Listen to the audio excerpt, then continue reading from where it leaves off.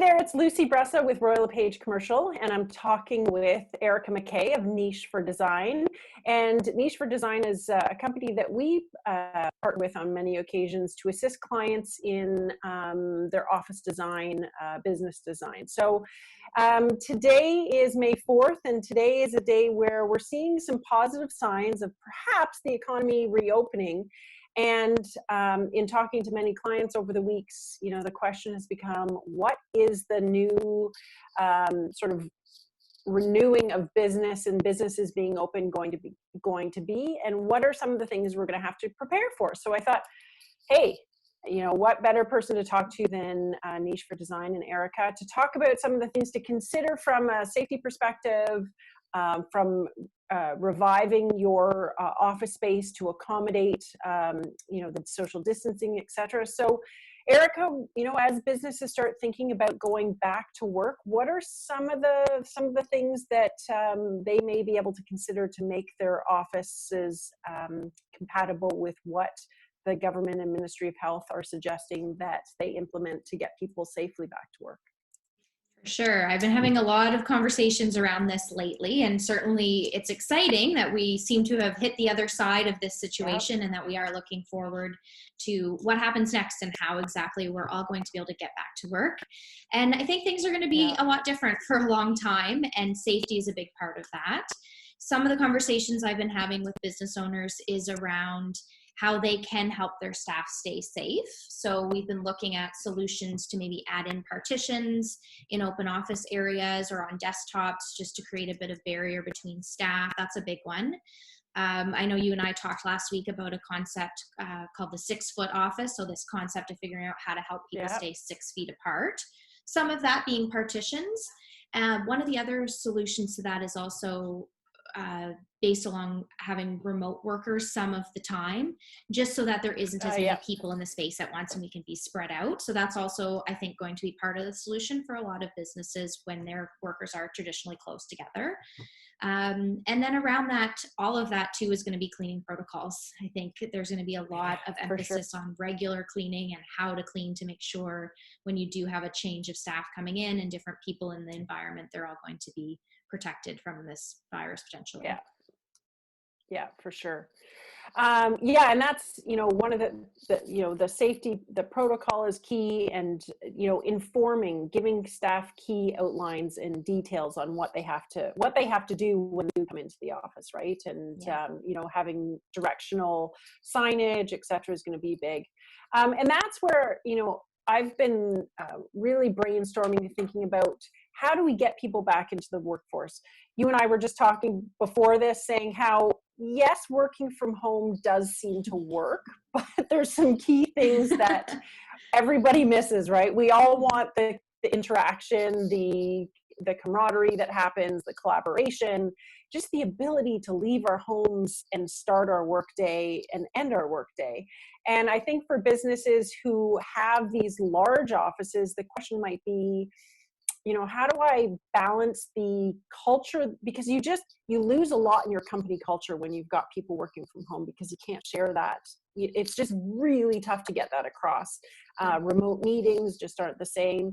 So, you know, businesses might start looking at perhaps setting up offices, smaller offices in different regions. So say you have a Toronto office, maybe you look at getting some short-term space in, you know, Oakville or Hamilton for people working out in the West End, maybe another one North Toronto. Yes, it might be an initial upfront expense, but then it can give you, you know, time to determine what the long-term solution is. And in the short term, you know, getting employees back together and looking at ways that you can pick up the collaboration that's been lost, obviously, over the last 8 weeks, because that's it. We are 8 weeks into this so far. And, you know, so for landlords with vacant space, there might be a chance too for them to bring in some, you know, some perhaps short-term office furniture solutions, get people into, you know, a shorter term lease, because we all have to remember, well, this is the new norm going in.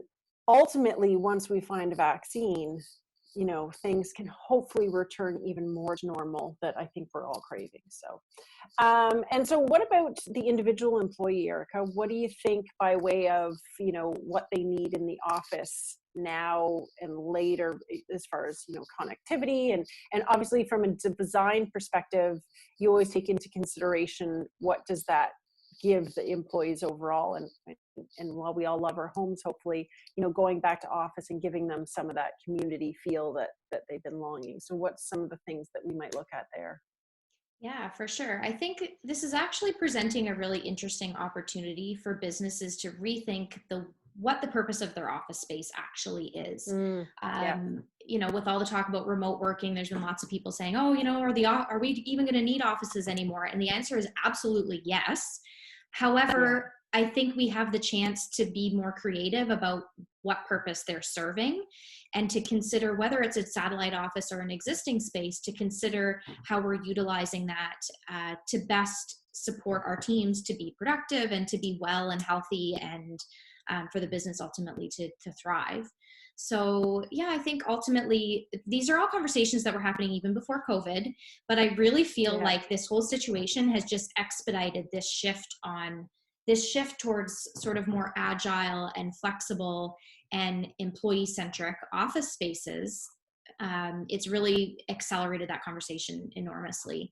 And I really do believe that in the future, we're going to ultimately recognize even further that we need our offices as spaces for employees to connect with the brand that they represent and the people and the community that exist as part of that brand, and a space to come and be inspired and again feel that connection. And so it's not necessarily about we need 30 workstations. It's, yes, of course we need some places for people to sit and work, but what kind of work are they actually doing in the office? So more meeting spaces, likely that'll be a big part of why people come into the physical office location. In some cases, it's about being inspired and having access to the resources and everything of that company, hosting clients, etc. And then also for some people, it will be an opportunity to sort of escape from the distractions at home. Working from home is not a good solution for everyone, right? I think we've all seen both the positive and the negative of that scenario. And there are some positives, certainly, but yeah, sometimes it's about being able to find a change of scenery in a different place to work and be re-inspired and motivated and be able to focus and do whatever task it is that person's working on that day. Yeah. So true. And I think that'll be, a big thing for a while, is people just so looking forward to re-engage with their coworkers, with the company, with their clients. Again, it's just, we are humans and we want that connection for sure. So, well, thank you. That's awesome. With things are changing so quickly these days, and from one day to the next, who knows? Maybe, maybe they'll have a vaccine in 2 weeks' time when we chat again. But things are changing day to day, and it will be interesting when we reconnect again in a couple of weeks to see what has changed and perhaps what are some of the things that have come out, and hopefully announcements as far as some dates here in Ontario that we can hopefully, ideally, get back to working together. So thanks, Erica. I appreciate your time. Appreciate your suggestions, ideas, and look forward to talking to you next time. Thank you, Lucy.